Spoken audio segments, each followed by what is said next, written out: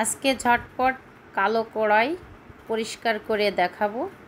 দুইটা কড়াই কিন্তু অনেক দিন ধরে রান্না করে নিছি, কালো হয়ে গেছে গ্যাসে। আর একটা কড়াই একদম বিনা কষ্টে পুড়িয়ে সাদা করে নেব, দেখতেই পারবেন ঝটপট।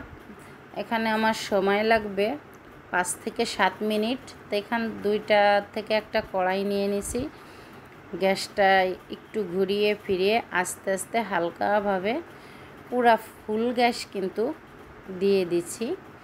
দিয়ে কড়াইটাকে আমি একটু পুড়িয়ে নিচ্ছি, এপাশ ওপাশ। পাশের যে কান্দাটা আছে ওটা কিন্তু খুন্তি দিয়ে দিয়ে যে ঘষা দিচ্ছি ওটা উঠে যাচ্ছে, পুড়িয়ে পুড়িয়ে একদম সাদা সাদা হয়ে যাচ্ছে। আর একদম কষ্ট ছাড়া কড়াই সাদা করার সহজ পদ্ধতি।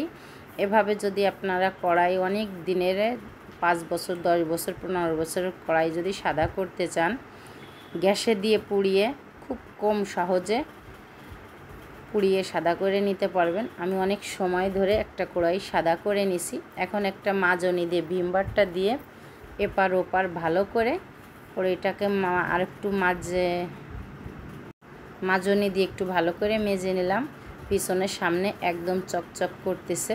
তা একদম সহজ পদ্ধতিতে এখানে যে দুইটা কড়াই, একটা এই যে একদম পুড়িয়ে সাদা করে নিছি। 5 থেকে 7 মিনিট আমার সময় লাগছে। তা আপনারা চাইলে একদম বিনা কষ্টে এভাবে পুড়িয়ে সাদা করে নিতে পারবেন, চকচকা হয়ে যাবে। তা আপনাদের সাথে শেয়ার করলাম। আমার ভিডিওটা যদি ভালো লাগে লাইক শেয়ার কমেন্ট করবেন। আল্লাহ হাফেজ।